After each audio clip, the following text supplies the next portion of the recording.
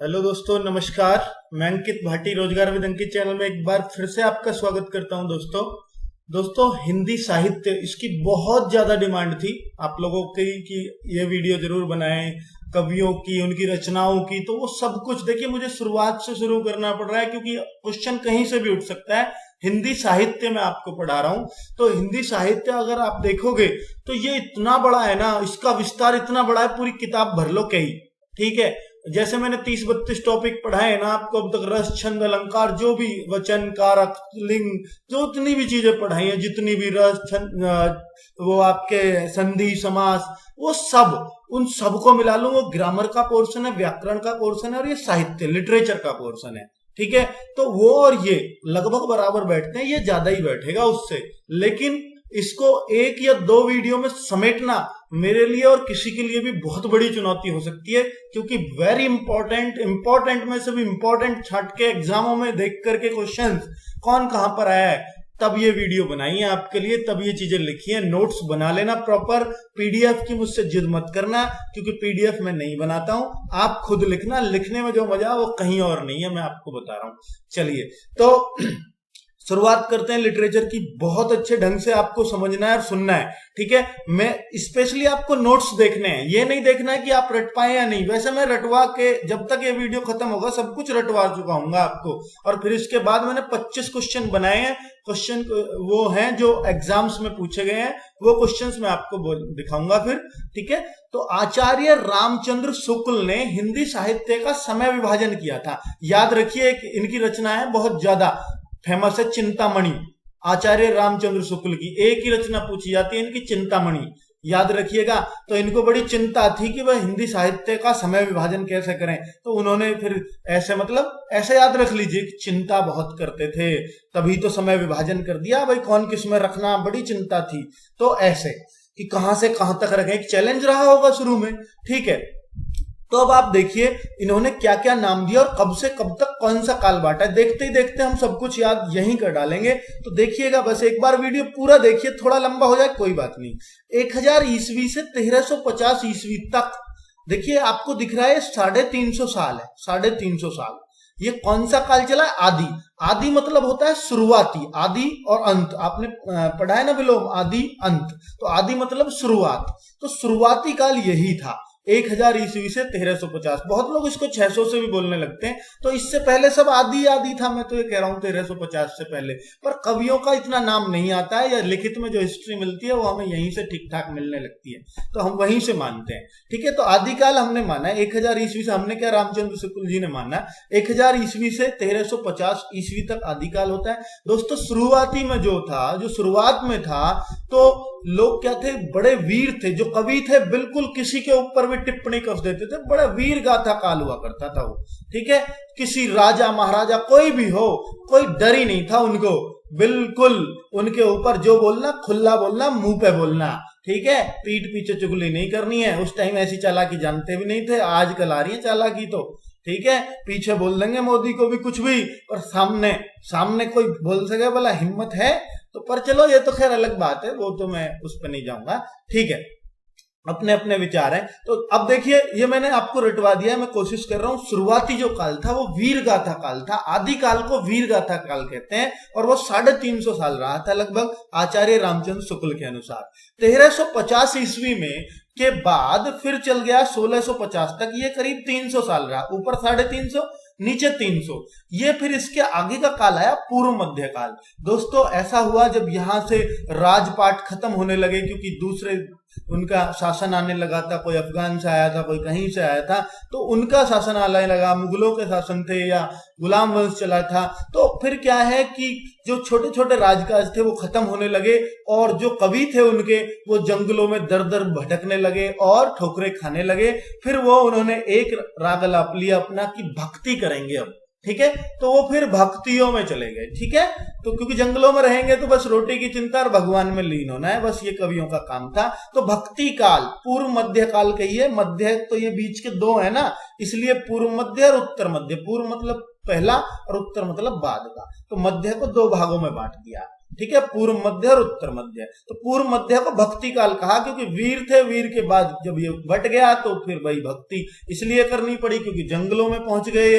अब देखो 1650 ईस्वी में 1850 ईस्वी तक ये 200 साल चला है, तो ये उत्तर मध्य काल है, उत्तर मध्य बिल्कुल आपको दिख रहा है। हाँ, भक्ति काल को देखिए, जब ये जंगलों में भटके तो इनका दिमाग सिर्फ कविताओं पर रहा और भगवान की भक्ति में रहा, तो भगवान तो इनका नैया पार लगाते ही। तो इसमें बहुत तगड़े तगड़े भक्त हुए। आपको बता दूं, जितने भी कबीर, सूरदास है ना, रहीम, जितने भी रहे हैं वो सब इसी में ही रहे हैं, ठीक है, भक्ति काल में ही। तो वो तुम्हें पता ही है, उस टाइप के कवि तो भाई बहुत नामी है। कबीर का नाम आज भी, सूरदास का, तुलसीदास का कितना नाम है, ठीक है। आदिकाल में कौन थे? अमीर खुसरो थे, चंद्रवरदाई थे, ठीक है, उनका नाम लूंगा मैं, वो शुरुआती कवि थे एकदम। अब 1650 से 1850 ईस्वी के बीच उत्तर मध्य ये रीति काल था। ये कैसा काल था? देखिए, फिर से छोटे छोटे राज्य स्थापित होने लगे, लेकिन अब क्या है, इन भक्ति काल वालों जो कवि थे इनको जबरदस्ती बिठाते थे राजा अपने वहां लाके, क्योंकि अब दूसरा राजकाज आ गया था। तो अब क्योंकि वो पहले वाले राजा तो रहे नहीं, अब बाहर से आए हुए राजा बसे हैं, तो भाई वो अपने मर्जी से गाओ इसे, ठीक है। अब क्या चाटुकारिता आ गई, चापलूसी आ गई कवियों में भी, नहीं तो ये मारेगा, जान से मार सके तो भाई जिंदा भी तो रहना है। तो फिर वो राजाओं की बड़ाई मारते थे, जो वहां पे प्रदर्शन होते थे हर जगह बड़ाई मारना, तो रीति सी बन गई थी ये, ऐसे याद रखिए आप, है ना। उत्तर मध्य काल में एक रीति चल गई, कभी एक बंधक रूप फील करने लगा, अपना दास के रूप में रहने लगे, ठीक है। तो जैसे जब राजा को एंटरटेनमेंट करना होता था तब इनको यूज किया जाता था, तो वो चीज हो गई। 1850 ईस्वी से अब तक आधुनिक काल चल रहा, ये 150 साल ही हुए, 2000 ही मान लो, 2018 लगाओ तो 18 लगा लो, तो अभी तक तो कम ही टाइम हुआ है इसको। और गद्य काल कहलाया। इसमें बड़े बड़े कवि हुए जिनको हम साहित्य अकादमी पुरस्कार, किसी को ज्ञानपीठ मिला तो वो इसके ही मिले, पहले तो थे ही नहीं ना पुरस्कार। ज्ञानपीठ भी कब से चला? 1965 से। तो जो इसके बाद इस टाइम पे कवि रहे उनको मिले हैं वो तो ज्ञानपीठ और साहित्य अकादमी। उन्हें मैं पढ़ाऊंगा, अगले वीडियो में पढ़ाऊंगा, बहुत जबरदस्त तरीके से पढ़ाऊंगा और ट्रिक से ही रटवाऊंगा, ठीक है। तो अब ये समझ में आई ना आपको कि भक्ति काल को स्वर्ण युग कहते हैं, रट जाएगा ना आपको। तो 6 भाग, अब आधुनिक काल को 6 भागों में बांटा, ठीक है, वो हम बताएंगे। गद्य काल को भारतेंदु युग भी कहा जाता है, ठीक है, ये आप याद रख लीजिए, बड़ा इंपॉर्टेंट पॉइंट है। तो भारतेंदु युग किसको बोलते हैं? गद्य काल को। वैसे पहले में तो गुंजाइश ही नहीं है भारतेंदु की, ठीक है। अब आ जाओ नीचे, आदिकाल या वीर गाथा काल के प्रमुख कवि। अब कवि और उनकी कृतियां ले लेते हैं, क्योंकि यहां से पढ़ना है मेन तो आपको, पर ऊपर से भी क्वेश्चन बन सकता है, ठीक है, पर यहां से आपको रटवानी है ये। अमीर खुसरो सबसे पहले कवि थे, वीर गाथा काल के या आदिकाल के, पता ही है आपको, आदिकाल को वीर गाथा काल कहते हैं।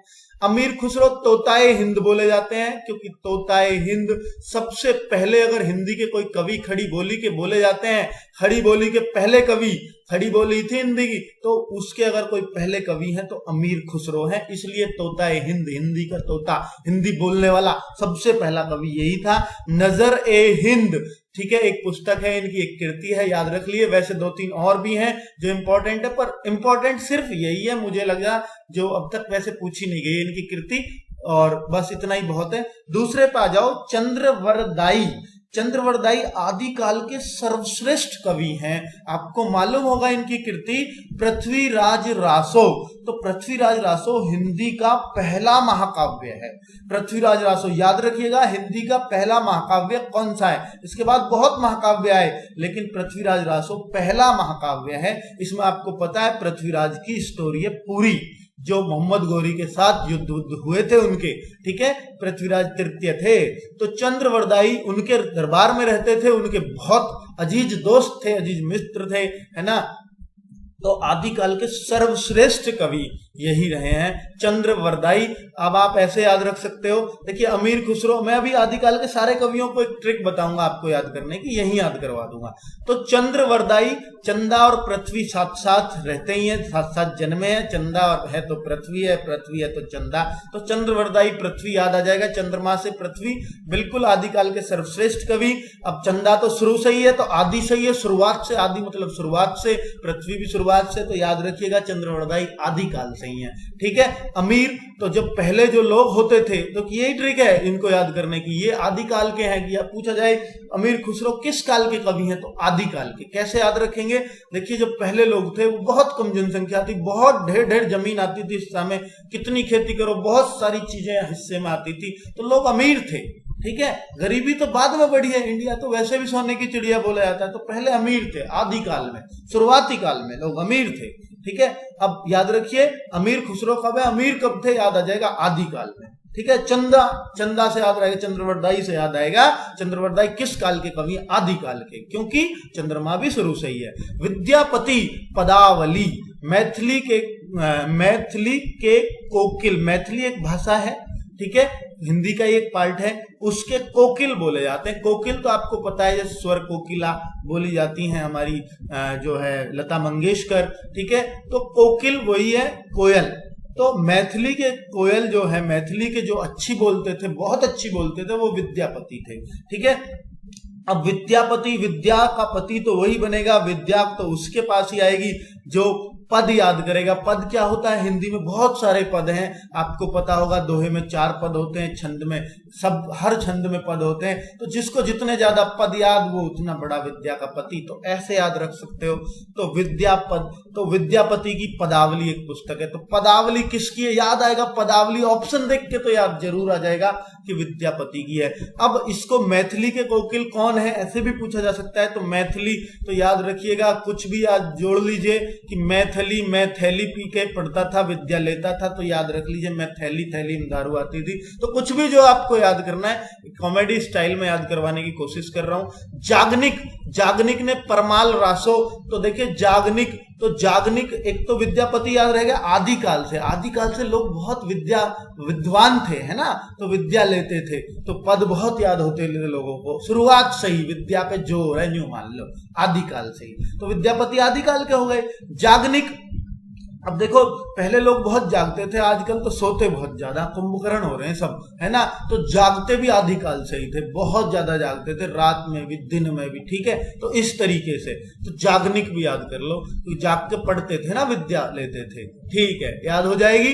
अब परमाल रासो, अब परमाल रासो को कैसे याद करें दोस्तों, कि देखिए हमारे गांव में तो है एक परमाल, है ना, परमाल, हम उससे ही याद कर लेते हैं इसको। परमाल ने रात जाग के जो रासा कर दिया, सबकी जान को है रासा कर दिया, तो परमाल ने जाग के रासो कर, परमाल रासो याद रहेगा, जागनिक की है। ठीक है, आप भी ऐसे याद कर लो, परमाल तो बहुत नाम होते हैं ना आसपास। ठीक है, नरपति नालह, नरपति नालह याद रखिए, नरों के पति होते थे आदिकाल में, ऐसा भी हो सकता है नर आदमी होते हैं और उनके भी पति होते होंगे आदिकाल में, हमें क्या पता, ऐसे मान लेते हैं, आजकल तो नहीं होते, तो आदिकाल में होते थे। या नरों के पति, आपको पता ही है कि भाई जो शादी होती है, ये तो इंडिया में तो 377 के तहत इलीगल है, पर बहुत जगह होती है, आपको पता ही, अमेरिका में वैलिड है ये, तो नर और पति मतलब 2 लड़के आपस में शादी कर ले, हो सकता है ये आदिकाल से ही रही हो, ऐसे भी याद रख सकते हो। ठीक है, तो ये प्रवृत्ति।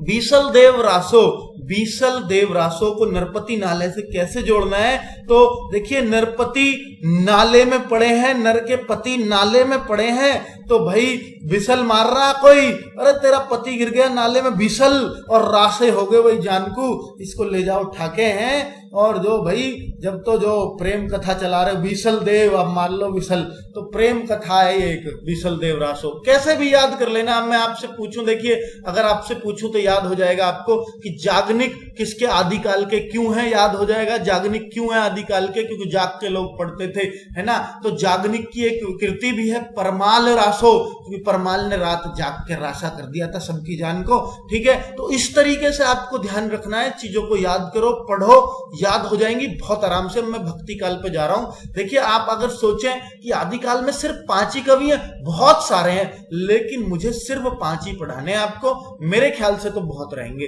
ठीक है, भक्ति काल के प्रमुख कवि और उनकी कृतियां आ जाइएगा।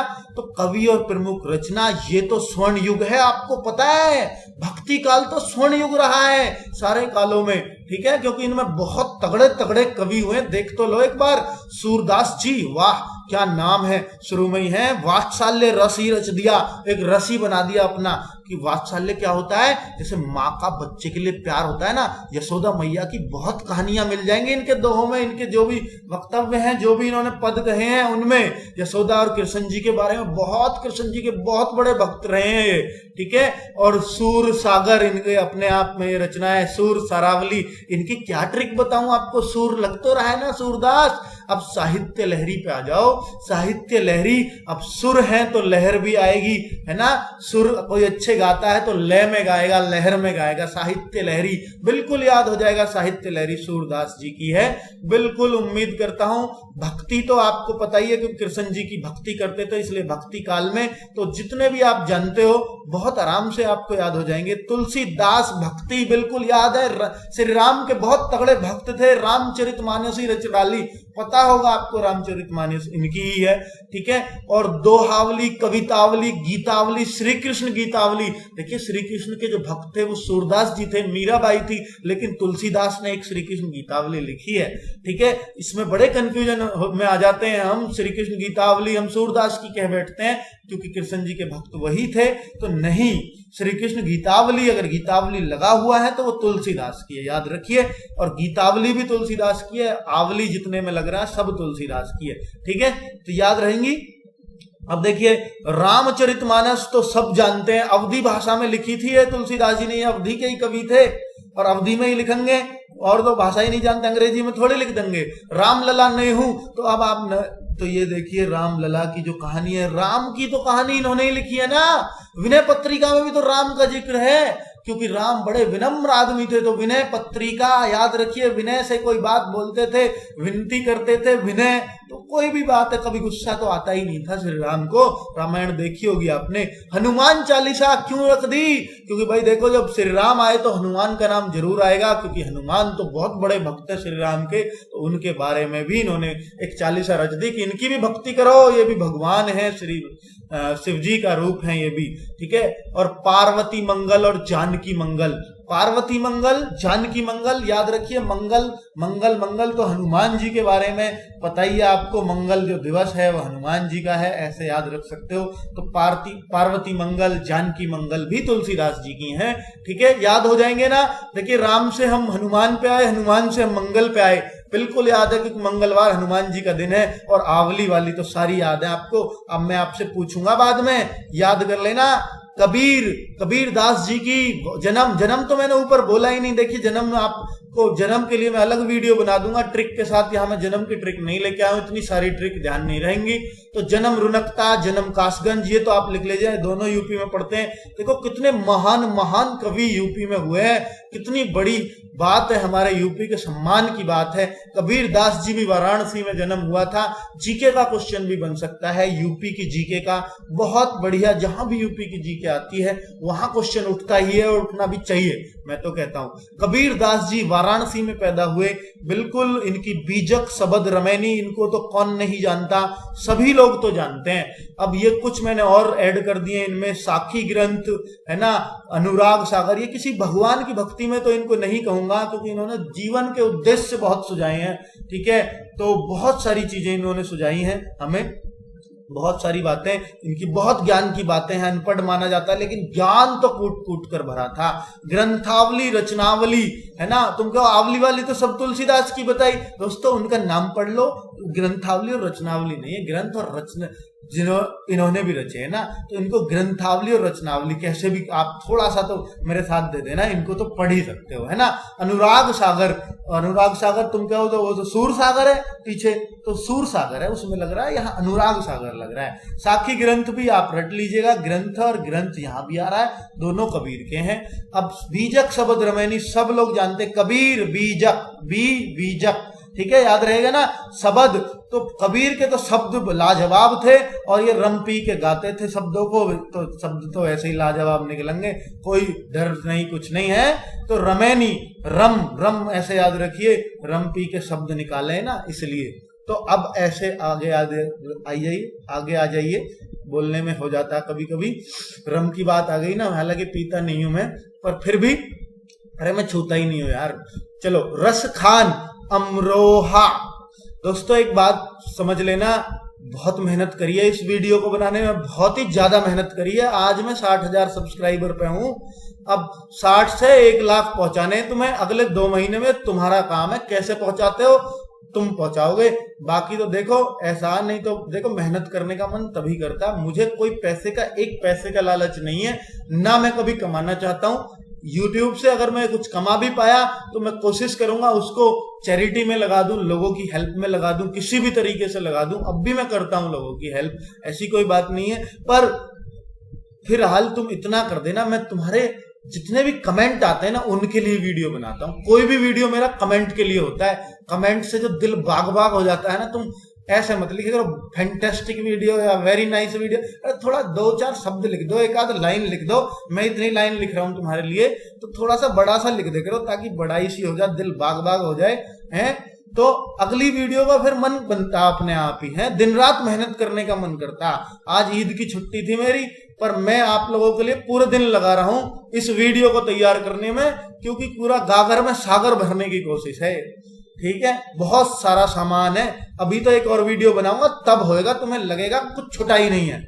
रसखान, क्योंकि रसखान देखिए, प्रेम वाटिका, रसखान प्रेम वाटिका, तो देखिए रस तो होता ही है प्रेम में, पता ना, श्रृंगार रस होता। तो रसखान प्रेम वाटिका, बिल्कुल। तो रसखान भी किसके? भक्ति के। भक्ति में भी तो रस है। ठीक है, रहीम तो भक्ति के याद है, तो पता है आपको, सबने भक्ति करी है इनने। तो रहीम की तो रहीम दोहावली, रहीम सोरठा, राम जैसे सूर में लग रहा, रहीम में भी लग रहा। अब बरवे नायिका को कैसे याद रखें? बरवे नायिका को ऐसे याद रख लो, देखो राम रहीम है ना, राम रहीम खूब जानते होगे, बाबा को तो कोई नहीं भूलेगा राम रहीम को। नाम बहुत कमाया राम रहीम ने, पर किसकी वजह से कमाया? एक नायिका की वजह से ही कमाया उनने। नायिका बहुत पसंद थी, पता है ना आपको। चलिए, तो रहीम नायिका याद रख लिए, बरवे नायिका इन्हीं की है।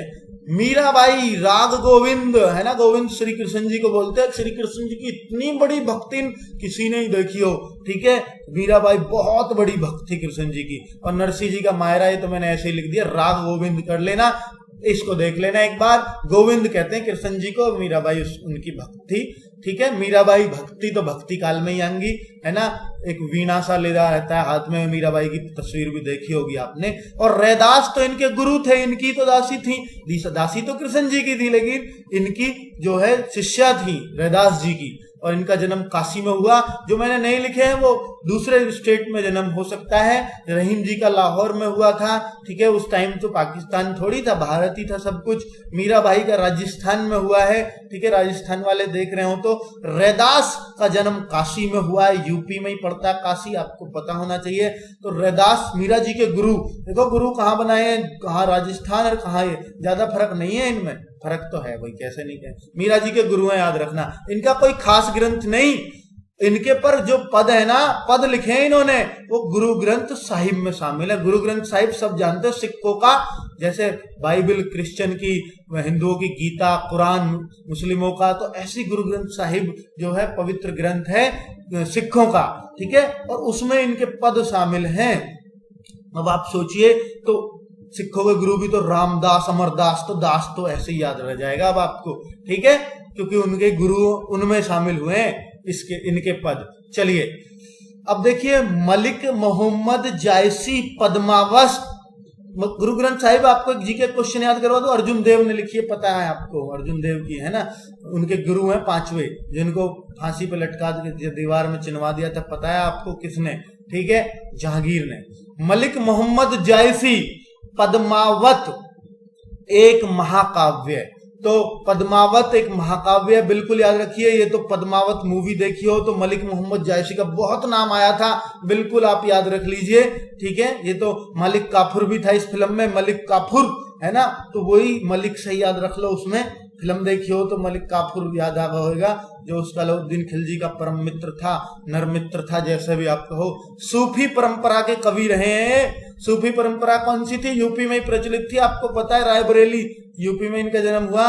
तो सूफी शेख सलीम चिश्ती वगैरह, जो चिश्ती विश्ती सुनते हैं नाम, वो सब सूफी परंपरा वाले हैं। ठीक है, भक्ति काल हो गया, बहुत टाइम लग गया भक्ति काल में, कोई बात नहीं, रीति काल में नहीं लगा रहे टाइम। आधुनिक काल अगले वीडियो में जाएगा। जयशंकर, रामधारी सिंह दिनकर, जिनके नाम महादेवी वर्मा जी, सूर्यकांत त्रिपाठी निराला, जितने भी कवि हैं सब ठोक दिए मैंने आधुनिक काल में, सब ठोक ठोक के भर दिए पूरी। ठीक है, पर वो इतनी वीडियो इससे कोई ज्यादा बड़ी नहीं है। पुरस्कार सब कुछ है उसमें, कुछ छुटेगा ही नहीं। जो कहोगे कि जी कुछ रह ही ना रहा, आपने तो सब कुछ गागर में सागर, बिहारी दास बन गए, बिहारी लाल बन गए आप तो, बिहारी लाल है गागर सागर के कवि। ठीक है, याद रखना, बड़ी इंपॉर्टेंट बात दी मैंने। अब इसके बाद आता है रीति काल। रीति रिवाजों में पता है ये तो बंधक थे राजाओं के, ये कवि तो पता है श्रृंगार रस की बातें करते, राजाओं को खुश करते थे। वो रानी साहिबा है ना, आपको बड़ी पसंद करती हैं, ठीक है, और आप ये प्यार भरे गीत गाओ उनके लिए श्रृंगार रस के। तो श्रृंगार रस की प्रधानता है, राजा खुश होता था उनसे कि भाई ऐसे ऐसे हैं मेरे पास कवि हैं। ठीक है, पटवाई देंगे रानी को, राजकुमारी होती थी उस टाइम पे। चलो ठीक है, अलंकारों का अधिक प्रयोग, तो अलंकारों का अधिक प्रयोग तो हुआ ही है। दोहे छंद सब इसी में ही आए हैं। ठीक है, बोलने में तुकबंदी लगे तभी तो दोहे बने। और तुक भाई शेर कैसा, शेरो शायरी तो थी नहीं पहले, उर्दू में आई है शेर शायरी तो उससे पहले तो दोहे चलते थे। अब दोहा मार दिया, शेर मार दिया है, और श्रृंगार रस का मार दिया, तो समझ लो फिर मोहित है।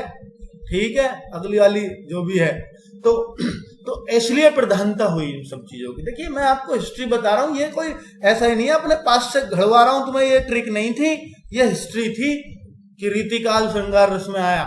ठीक है, अब केशव दास रामचंद्रिका छंदमाला, केशव दास, ये तो रट लो, पहले कवि थे, कोई खास नहीं है, कोई पूछा नहीं जाता।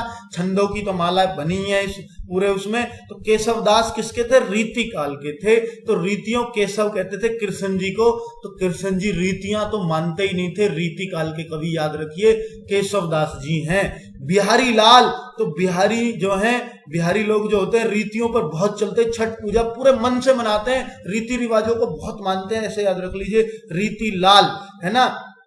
तो श्रृंगार रस के कवि रहे हैं बिहारी लाल, श्रृंगार रस के कवि रहे हैं, सबको पता होगा। सिर्फ एक ही रचना है इनकी, बिहारी सतसई, बहुत इंपॉर्टेंट है। तो पूरी नाम न देके ये भी पूछ लेता है सतसई किसकी जो है कृति है, तो बिहारी की कहोगे आप, बिहारी लाल की कहोगे। सतसई कृति किसकी है? सतसैया के दोहे रहे, खूब सुना होगा आपने।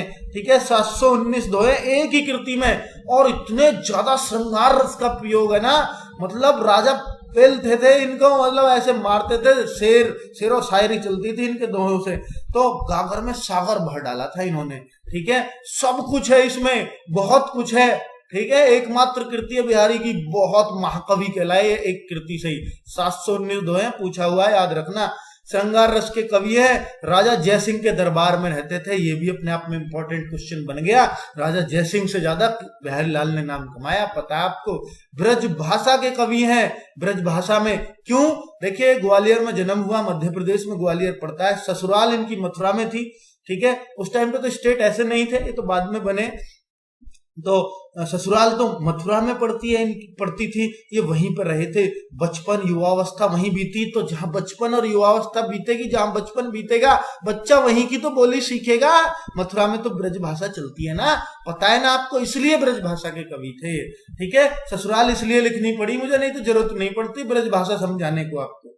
ठीक है, उम्मीद करता हूं इनकी हिस्ट्री आपको पूरी पता चल गई, जीवन शैली पूरी पे प्रकाश डाल दिया मैंने इतने में ही। गागर में सागर है भी, घनानंद, विरह लीला, विरह की गीत, घने आनंद। और भाई विरह के गीत मतलब विरह होता है अलग होना, अलग कब होगा? जब प्यार होगा। तो प्यार में तो घने आनंद में ही तो रहे। ब्रेकअप के गीत गाए यहाँ पे श्रृंगार रस में, विरह लीला लिखी इन्होंने। तो कृष्ण कांड, तो कृष्ण कांड, कृष्ण जी तो आपको पता घने आनंद में रहते थे, गोपियों से घिरे रहते थे, तो घना आनंद कृष्ण कांड याद रहेगी ना। सुजान सागर, और भाई ज्यादा घना आनंद लोगे, लड़की वड़की छेड़ोगे तो कोई सुझाव भी देगा मार मार के, तो सुजान सागर याद रखिए, सुजान सागर, घना आनंद नहीं लेना चाहिए। ठीक है, तो याद हो जाएगी। पद्माकर की कोई खास कृति नहीं, मैं याद नहीं करवाना चाहता आपको। महाकवि भूषण, महाकवि दोनों को ही बोला जाता है, बिहारी लाल को और भूषण को। भूषण की एक शिवा बावनी याद रखिए, शिवा बावनी एक प्रसिद्ध कृति है इनकी, वो महाकवि भूषण की है। ठीक है, तो देखिए अब ये कानपुर के हैं, ये रीतिकाल में थे, तो अब पद्माकर आप याद कैसे रखोगे, रीतिकाल के हैं, रीतिकाल के हैं, ठीक है। तो पद्माकर तो याद रखिए, कैसे भी मुझे अभी पता नहीं चल रहा, कुछ इसका ट्रिक नहीं बना पा रहा। भूषण, महाकवि जो भूषण है, ये भूषते रहते थे, ऐसे याद रख लीजिए। वैसे तो ये बहुत बड़े कवि हैं, वीर रस के कवि हैं, महाकवि कहलाए, ठीक है। वीर रस भर देते थे किसी के भी अंदर। तो भूषण जी भूसते ही रहते थे राजाओं के सामने। भाई बंधक तो थे ही उनके, कुछ तो करना ही पड़ेगा। कानपुर में पैदा हुए महाकवि, कानपुर में, देख लिए, बढ़िया बात है। भिखारी दास, देखिए भिखारी तो बना ही दिया था राजाओं ने। सेनापति एक कवि का नाम है, तो सेनापति तो राजाओं के भाई गुलाम तो होते ही हैं, तो रीतिकाल के हैं, इसलिए याद हो जाएगा। सेनापति भी रीतिकाल के गुलाम हैं, भिखारी दास भी गुलाम है, भिखारी बना के रख दिया रीतिकाल के। भूषण जी भूसते रहते थे, इसलिए रीतिकाल के हैं। पद्माकर याद रख लेना, एक ही तो चीज बताइए खुद याद करने को। घना आनंदित कर देते थे राजाओं को, तो भाई ये रीतिकाल में आनंदित ही तो करते थे। और क्या करते थे, बिहारी लाल तो श्रृंगार रस के, वैसे ही पता लग जाएगा रीतिकाल के हैं, क्योंकि राजाओं को तो श्रृंगार रस ही पसंद था इस टाइम पे। और केशव दास, केशव तो कृष्ण जी तो रीतिकाल को, रीतियों को मानते नहीं मानते, पता ही आपको। आधुनिक काल के प्रमुख कवि और उनकी रचनाएं, युगों में विभाजन, तो मैंने आपको बताया था 6 चीजों में बटाया आधुनिक काल। भारतेंदु युग, द्विवेदी युग, छायावादी युग, प्रगतिवादी युग, प्रयोगवादी युग, नई कविताएं। कुछ मत रटो, मैं कहता हूं मत रटो। कभी यूं सोच रहे हो कि हमें ये रटने पड़ेंगे, बिल्कुल मत डरो। मैं अभी अगले वीडियो में बताऊंगा इस पूरे डिटेल आधुनिक युग को, उसमें ले गया हूं मैं आधुनिक काल को, फिर तो खत्म ही हो जाएगा ना, बचेगा ही क्या। तो आधुनिक काल तो उसमें ले रहने दो ना। एक आध कवि देख लो, भारतेंदु युग, भारतेंदु हरिश्चंद्र के नाम पे पढ़ा, तो पूरा गद्य युग है, गद्य काल चल रहा है पूरा, ठीक है ना। अब देखो छायावादी युग, जयशंकर प्रसाद द्विवेदी युग, महावीर प्रसाद द्विवेदी, हजारी प्रसाद द्विवेदी और माखनलाल चतुर्वेदी, तो द्विवेदी चतुर्वेदी सब इसमें द्विवेदी युग में। तो ये महावीर प्रसाद द्विवेदी के नाम पे इस युग का नाम पड़ा है, हजारी प्रसाद के नाम से नहीं, इनके नाम से, भारतेंदु युग, भारतेंदु हरिश्चंद्र के नाम से, ठीक है। ये तो पूरे के ही पिता कहलाते हैं, इसके पूरे गद्य काल है। आधुनिक काल के पिता भारतेंदु युग, भारतेंदु हरिश्चंद्र, ठीक है। छायावादी युग, जयशंकर प्रसाद, महादेवी वर्मा, ठीक है, और भी बहुत सारे हैं, ठीक है। रामधारी सिंह दिनकर, मतलब इसमें छायावादी युग में नहीं, सबसे बड़े प्रणेता तो जयशंकर प्रसाद है, एक का नाम आए। रामधारी सिंह दिनकर या मैं सुमित्रा नंदन पंत और कहूं तो कोई 2-2, 3-3 में भी आ रहे हैं, इसमें भी आ रहे हैं, इसमें भी आ रहे हैं, कुछ कीर्ति इसमें कहीं, कुछ इसमें कहीं, क्योंकि इनमें ज्यादा 10-10, 20-20 साल का अंतर है, इन युगों में ज्यादा अंतर नहीं है। प्रयोगवादी युग, इनमें कोई मुझे खास मिले नहीं। प्रयोगवादी युग के अज्ञे और धर्मवीर भारती जी हैं। नई कविताओं में तो आपके आ जाएंगे कुमार विश्वास, जो आजकल चल रही हैं, ठीक है, और बहुत सारी कविताएं और भी हो सकती हैं। तो इनमें तो मैं अब किस किस का नाम लूं तुम्हें पता ही है। चलिए, तो अब आपको पता लग गया, कुछ आइडिया हो गया आधुनिक का भी, जो हम आगे पढ़ेंगे। जितने भी जिसको जो पुरस्कार मिले हैं सब मैं जिक्र करूंगा, सारे कवियों को पढ़ाऊंगा, कुछ नहीं छोड़ूंगा, मुंशी प्रेमचंद वगैरह सब कुछ टोटली पढ़ेंगे, किसकी क्या कृति है, ट्रिक से याद करेंगे। तो अब ये देख लो, वो तो जरूरी आप देखोगे, मुझे पता है वो ज्यादा इंपॉर्टेंट है, पर ये भी कम इंपॉर्टेंट नहीं थी। मीरा के गुरु याद है आपको, रैदास, दासी, दास लग रहा है, ठीक है। मीराबाई किस काल की बताइए। मीराबाई तो भक्ति करती थी ना, भक्ति काल थी, और इसको हम उत्तर मध्य काल भी कह सकते हैं, भक्ति काल नहीं, पूर्व मध्य काल कह सकते हैं भक्ति काल को, उत्तर मध्य काल तो रीति काल कहलाया। घनानंद किस काल के कवि है, घने आनंद में करते थे अपने जो है राजाओं को, तो रीति काल में ही तो होता था वो चस्का। रमैनी रम तो पी थी कबीर दास जी ने, रमैनी कबीर की है। साहित्य लहरी, लहर सूरदास, याद आया ना, वो नहीं लिखे मैंने सूरसागर और सूरसारावली, वो तो देखते ही पहचान लोगे आप, कैडी वाली लिखी है। बरवे नायिका तो किसको पसंद है पता, राम रहीम, ठीक है, याद हो रहे हैं ना। अब देखते रहो तुम, है ना, काम में देखते रहो, बहुत तगड़ा चल रहा। रीति काल का समय विभाजन बताओ ना, कब से कब तक है, ये पूछा रीति काल कब से कब तक है। अभी मैं आपको खुद ही बता देता हूं रीति काल कब से कब तक है। तो देखो तो सही एक बार, रीतिकाल ऊपर से आया था हमारा 1000 से 1350, ये चला था आपका कौन सा काल, ये आपको याद होगा ना, सबसे पहला काल कौन सा था, आदिकाल, ठीक है, वीरगाथा काल। फिर 1350 से 1650 300 साल चला, ये कौन सा काल था, ये भक्ति काल था दोस्तों, उत्तर पूर्व मध्य काल था। अब उत्तर मध्य काल की बात आ रही है, ये तो मात्र 200 साल चला, 1850 तक, तो ये हो गया रीति काल। सारे बता दिए फिर से, स्वर्ण युग है ये स्वर्ण युग है, पता है आपको, ठीक है। हिंदी साहित्य का स्वर्ण युग आ गया क्वेश्चन, भक्ति काल या और कौन सी बात है, पूर्व मध्य काल, दो नाम है इसके। साहित्य समय विभाजन किसने बांटे हैं सब, आचार्य रामचंद्र शुक्ल ने। साहित्य समय विभाजन सब आए हुए क्वेश्चन है कहीं ना कहीं। साहित्य समय विभाजन किसने किया, साहित्य पूरे साहित्य का जो सारे कालों में बांटे, आचार्य रामचंद्र शुक्ल, आ गया ना नाम, ठीक है। पृथ्वीराज आधुनिक काल में आएगा और आचार्य रामचंद्र शुक्ल का नाम, ठीक है। पृथ्वीराज रासो चिंतामणि इनकी लेखक है, वो है मतलब चिंतामणि के लेखक पृथ्वीराज रासो। चंद्रवरदाई बिल्कुल याद है, आदिकाल के सर्वश्रेष्ठ कवि, बताओ ना, बताया था मैंने आपको, चंद्रवरदाई, चंदार पृथ्वी, याद आई है ट्रिक, ठीक है। आदिकाल के सर्वश्रेष्ठ कवि मैंने बताया था, यही है चंद्रवरदाई, ठीक है, चंदार पृथ्वी यही वाले आदिकाल के हैं।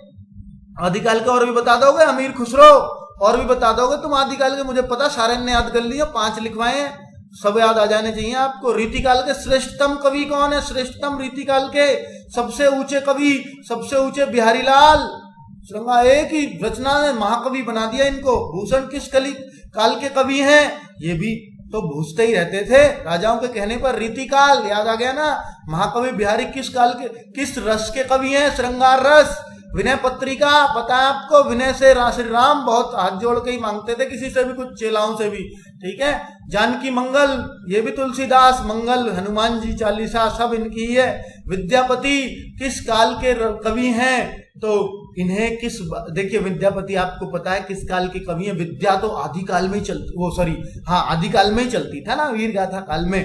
इन्हें किस भाषा का कोकिल कहा जाता है, तो आपको पता है इन्हें कोकिल कहा जाता है किस भाषा का, आपको पूरी पता, फिर मुझसे क्यों पूछ रहे हो, कि मैथिली भाषा का कोकिल है ना, मैथिली मैथैली पी के जो कोकिल भाषा निकालता हूं। पद्मावत, पद्मावत आपको पता किसके, मलिक मोहम्मद जायसी की, पता है।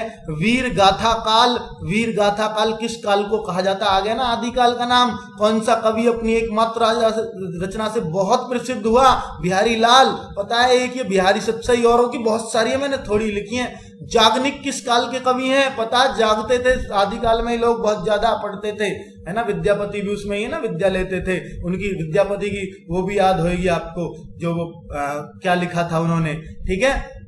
बीसल देव रासो, बीसल देव नरपति नाले, याद है ना, नरपति नाले में बिसल मार रहे हैं बैठ के, आ जाओ मुझे ले जाओ कोई। तो कौन से कवि रीति काल के नहीं हैं, बताओ। केशव दास, भिखारी दास, बिहारी, रसखान, तो रसखान तो आपको पता है भक्ति काल के हैं, बाकी सब तो वही हैं। प्रेम वाटिका किसकी है, रसखान की, रस तो बहुत है ना प्रेम में, रसखान श्रृंगार रस होता है। कौन से कवि भक्ति काल से संबंधित नहीं है, आपको पूरा पता होगा भक्ति काल से संबंधित कौन से कवि हैं, तो कौन से नहीं है, तो देखिए ना कौन से नहीं है। अमीर खुसरो तो आदिकाल के है ना, खूब पता आपको। ओके दोस्तों, अच्छा लगा लाइक कर देना और कमेंट जरूर कर देना, सब्सक्राइब तो कर लिया होगा। ओके बाय बाय, मिलते हैं नेक्स्ट वीडियो में।